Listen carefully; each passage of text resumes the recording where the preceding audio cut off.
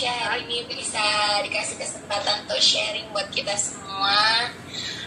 Jadi teman-teman mungkin Kisha bisa cerita sedikit ya dari apa yang kita alamin di Medan saat ini. Mungkin sebelum-sebelumnya juga udah banyak speaker dari Medan, tapi tadi malam waktu aku sharing sama Mama juga, aku mau bagiin apa ya Ma gitu. Terus Mama kasih masukan, coba sharing apa yang aku rasakan di tim Bremans Family Medan. Jadi teman-teman, kita di Bremans Family Medan tuh sekarang lagi bener-bener semangatnya ya, puji Tuhan gitu. Mungkin secara produksi belum terlalu signifikan, tetapi kami melihat benar-benar semua itu satu frekuensi, punya semangat yang sama, punya tujuan yang sama, punya antusias yang sama gitu. Jadi semuanya benar-benar satu arah nih teman-teman, mau capai 10 miliar untuk di Medan gitu. Jadi kayak kemarin di hari Selasa, dan setiap hari Selasa kita itu ada namanya F3. Jadi di situ kita saling berbagi energi, dan kita di situ sharing gitu ya, saling menguatkan satu sama lain, share apa yang dialami satu sama lain. Jadi sehingga teman-teman yang lagi mungkin lebih tidak terlalu semangat bisa dibangun gitu dari teman-teman yang punya pengalaman seperti itu. Dan aku pribadi juga sangat dibangun dari cerita teman-teman yang lain, sangat banyak belajar dari teman-teman yang lain juga, gimana cara menghadapi klien, gimana cara menghadapi keberatan di lapangan dan sebagainya. Di sini Isya mau share gini teman-teman, bahwa ternyata benar ya, kita itu mesti ada di dalam kelompok kita gitu. Kita nggak boleh sendirian, karena ini bisnis tim, bukan bisnis individu. Kalau bisnis individu oke, kita bisa jalan sendiri, tapi kalau bisnis tim kita mesti terus terkoneksi dengan tim kita, terkoneksi dengan upline kita khususnya ya. Jadi ketika kita lagi down, jangan hanya sekedar sendiri renung-renungin sendiri, itu bahaya teman-teman, karena someday kita bisa akan lebih jauh lagi gitu, maksudnya lebih jauh lagi meninggalkan bisnis ini. Kalau menurut kita sedang down, datangilah leader kita masing-masing, tanya gitu, gimana ya ini, share lah apa yang ada dalam hati kita.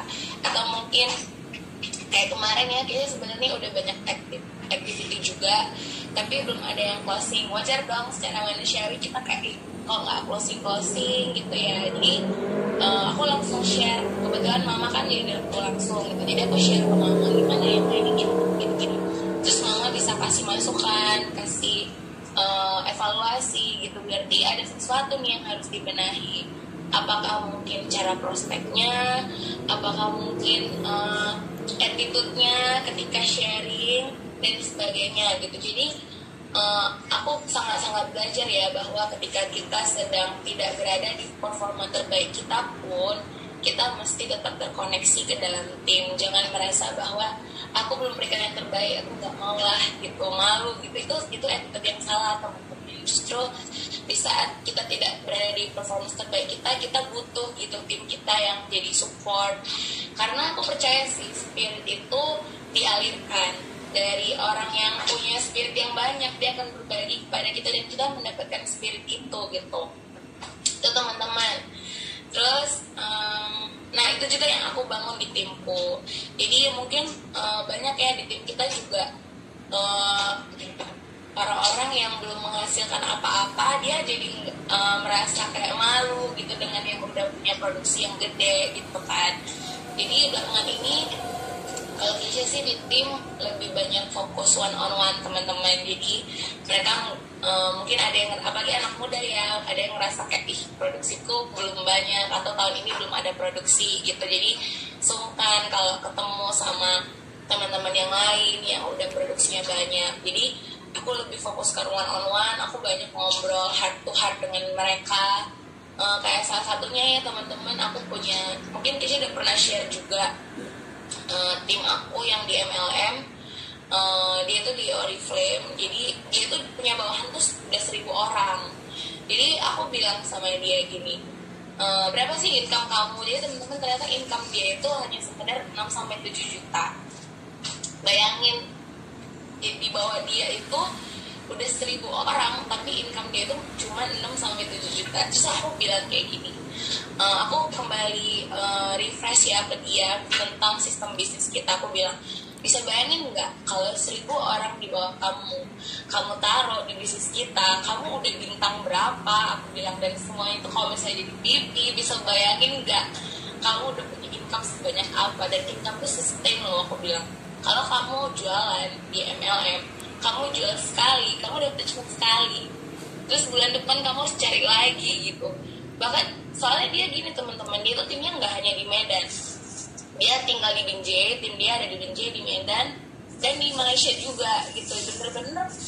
Dan tim dia tuh semua anak muda gitu. Jadi aku bilang, sayang banget loh kalau kamu mesti mikirin. Aku bilang, kamu mesti mikirin apakah bisnis kamu ini bisa kamu perjuangkan seumur hidup kamu. Karena dari muda kita harus tahu loh, apakah bisnis yang kita bangun ini cukup ke depannya gitu, apakah bisnis yang kita bangun ini sustain ke depannya. Aku bilang gitu. Terus akhirnya dia mulai berpikir, nah teman-teman ini ya kan, waktu dia klik, aku tuh nggak perlu push dia setiap hari, enggak, justru dia sendiri yang datang. Dia manggil aku Nang gitu, karena tolong bantu ya, ini ada closingan 2 gitu. Jadi ibaratnya dia yang benar-benar mengerjakan sendiri tanpa mesti disuruh, karena dia udah klik teman-teman bisnisnya. Dia udah benar-benar merasa, iya ya, ini bisnis yang sesungguhnya, ini bisnis yang patut untuk diperjuangkan gitu. Jadi di situ aku belajar gini teman-teman, mungkin ada beberapa tim kita yang selama ini perlu ditarik-tarik gitu kan, berarti tandanya dia tuh benar-benar klik. Jadi aku belajar kesabaran, aku belajar ketulusan untuk bantu dia juga gitu, karena aku tahu dia dari keluarga yang sederhana. Dia bekerja sebagai guru dan juga sekaligus oriflameman gitu lah ya istilahnya.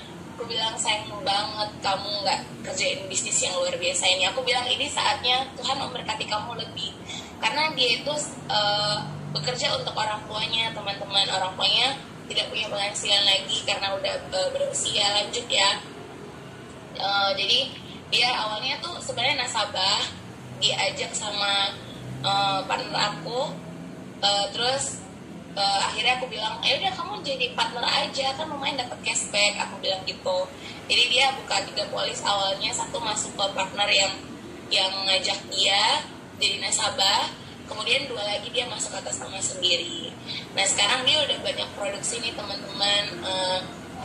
Terus doakan, Kisha percaya ya, dan dekat juga dia bisa jadi BP, bisa banyak produksinya gitu.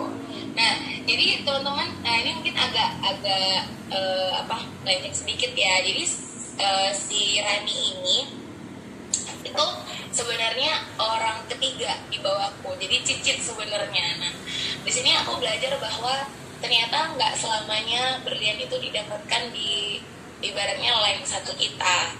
Jadi bisa jadi kayak si Rani ini kan, jadi awalnya Kesha rekrut 1 orang, kemudian dari 1 orang ini dia rekrut lagi. Yang line pertama ini udah nggak ada nih teman-teman, udah nggak ada kabar lagi, nggak ada berita lagi, nggak ada produksi juga. Yang kedua ada produksi tapi naik turun gitu, kadang semangat, kadang menghilang gitu. Nah tiba-tiba yang ketiga inilah baru dapat berlian sesungguhnya gitu. Jadi di sini kita juga belajar bahwa oh iya ternyata dapat berlian itu nggak instan gitu, butuh perjuangan, butuh kesabaran, butuh kita perlu jeli matanya untuk melihat yang mana nih orang yang benar-benar bisa jadi tim aku gitu, yang mana nih orang-orang yang benar-benar mau untuk sukses di bisnis ini gitu. Nah kalau sekarang Kitchen sih fokusnya hanya ke 3 BI dulu teman-teman. Mungkin tahun lalu aku udah banyak rekrut ya, tapi di awal tahun Kesha ada tanyain ke mereka semua gimana. Bahkan ada salah satu yang yang sebenarnya udah produksinya itu kayaknya hampir 100 juta, sebenarnya udah tinggal dikit lagi kan. Kisha follow up dia dan kemudian dia bilang kayaknya aku tahun ini nggak dulu deh kak, katanya. Aku bilang nggak, hati nggak apa-apa kalau memang dia belum mau karena dia ada fokus ke bisnis lain. Aku pikir dalam hatiku kayak gini, ini nggak apa-apa, biarin aja dulu, nanti kalau misalnya komisi udah nggak masuk lagi dia pasti akan balik lagi teman-teman. Aku percaya itu, jadi nggak perlu baper, nggak perlu nggak perlu sedih gitu kalau misalnya ada tim kita yang bilang nggak mau dulu lah gitu. Cuman aku ngerasa lega gitu karena ketika aku tanya jadi nggak di PHP-in gitu kan. Kita kan sering bertanya-tanya, ini gimana sih maunya, ini gimana sih maunya gitu. Jadi aku to the point aja gitu. Kalau anak muda kayaknya lebih enak digituin, tanya kamu masih mau nggak jalaninnya, kamu mau bibi kan tahun ini. Kalau misalnya dia bilang nggak dulu, ya udah nggak apa-apa teman-teman, kayak kata Om Yogi ya, kita fokus ke yang mau aja gitu. Jadi tahun ini Gesha fokus ke 3 orang. Yang pertama Desi ya, Desi yang pernah ikut BB juga. Desi dia udah bulat nih teman-teman, untuk capai BP juga. Doakan dalam waktu dekat karena tinggal dikit lagi. Terus satu lagi ada partner baru aku, namanya di Jakarta juga. Jadi dia ini seorang ibu rumah tangga. Awalnya dia juga jadi nasabah, kemudian dia jadi partner, dan sekarang benar ya teman-teman, ketiga orang ini tuh tanpa mesti disuruh, mereka tuh udah mengerjakan dengan sendirinya. Kenapa? Karena mereka sudah sangat klik dengan bisnisnya. Mereka klik bahwa mereka harus bangun keuangan mereka, finansial yang sustain, finansial yang mapan, finansial yang aman gitu. Jadi kalau misalnya kita hanya sekedar bilang ini income-nya banyak loh, kalau berdasarkan pengalaman Kisha ya teman-teman, itu hanya bertahan sementara karena mereka hanya sekedar mengejar percepatan income yang di awal, tapi ketika nggak dapat mereka langsung down. Nah, sementara waktu mereka punya desire yang kuat untuk bangun finansial mereka ke depan, punya strong why, mereka itu akan lebih dengan sendirinya inisiatif untuk mengerjakan bisnis ini teman-teman. Jadi nggak perlu kita yang capek-capek setiap hari harus baper gitu ya, ini gimana sih nggak dibalas-balas chat aku gitu, atau ini gimana sih orang gitu. Kita jadi bertanya-tanya sendiri, asumsi sendiri gitu teman-teman. Kalau aku sih rasa nggak perlu ya. Aku banyak belajar juga dari cerita Om Iman, Om Yogi, Mama, Tante Widi dan yang lain, bahwa memang membangun tim itu nggak gampang, tapi bisa teman-teman. Jadi kita perlu punya hikmat nih untuk pilih yang mana yang benar-benar jadi tim. Ya perlu disaring gitu teman-teman. Gitu. Dan kalau tim hore-hore ada banyak. Jadi puji Tuhan gitu, mereka juga sebenarnya masih ada produksi ya, mungkin satu-satu gitu ya, lumayan nambahin ALP untuk billion unit gitu ya teman-teman. Jadi jangan underestimate juga dengan tim hore-hore kita gitu. Jadi tetaplah terus rawat mereka setia, sekalipun mungkin mereka sekarang menjadi tim hore-hore teman-teman, tapi kita nggak tahu tahun depan, 2 tahun lagi, 3 tahun lagi, siapa tahu mereka jadi salah satu orang yang klik di bisnis ini gitu ya. Terus kemudian yang terakhir, hari ini Kesha mau sharing untuk kita terus semangat mengerjakan aktivitas kita. Jadi kayaknya sama Mama itu ada planning ya teman-teman. Mulai minggu ini nanti kita akan belajar canvassing berdua sama Mama. Jadi kayak ke mall gitu ya. Jujur awalnya aku waktu Mama ngajakin kayak gitu, aku bilang aduh aku paling gak bisa canvassing. Aku ngebayangin kayak duduk, misalnya ada orang duduk gitu, terus kita tiba-tiba duduk gitu, ntar orang berpikiran ini cewek ngapain gitu, ngajakin ngomong gitu kan. Aku bilang Mama aduh aku nggak bisa gitu kan. Tapi di satu sisi aku melihat bahwa ini aku sedang mengupgrade skill set aku gitu. Kalau tool set kita udah punya ya, Alin sudah kasih gitu, alat untuk prospek dan sebagainya. Tapi kalau skill set kita memang mesti latih gitu. Aku belajar untuk belajar mental nih sekarang nih. Aku belajar keberanian nih sekarang, karena kan selama ini hanya sekedar sharing kepada orang-orang yang kita kenal gitu ya. Kadang kalau orang yang gak kita kenal kayak udah harus mulai dari mana gitu. Tapi aku bilang sama mama, oke ma, aku mau belajar gitu. Aku mau belajar upgrade skillku gitu. Jadi nggak hanya sekedar orang-orang yang dikenal. Karena kan teman-teman kadang kalau misalnya orang yang dikenal belum tentu setiap hari kita dapat janji temu kan, belum tentu setiap hari kita bisa sharing sama mereka.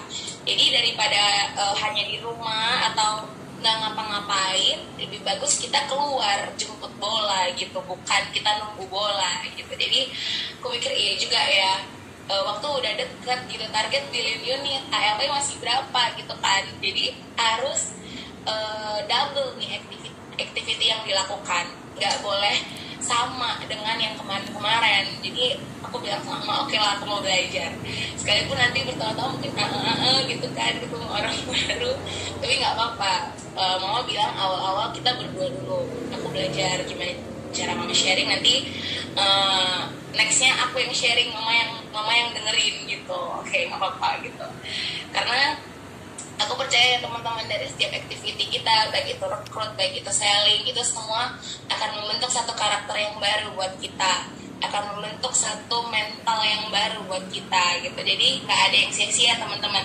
sekalipun belum closing mungkin, tapi Kesha percaya ya teman-teman, dari segi karakter kita banyak belajar, baik itu kesabaran kita dilatih ketika kita mendengar klien yang menyebalkan, atau hikmat kita mungkin, cara kita menjawab, kebijaksanaan kita, apakah kita udah cukup bijaksana dalam menangani pertanyaan-pertanyaan nasabah gitu, atau pertanyaan-pertanyaan calon klien kita.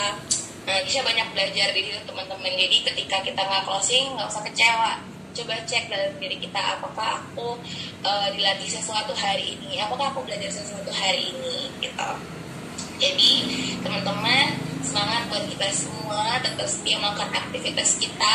Kalau bisa aktivitasnya didabelin supaya tercapai goals yang kita impikan tahun ini. Oke, itu aja sharing dari Kesha. Terima kasih, semangat.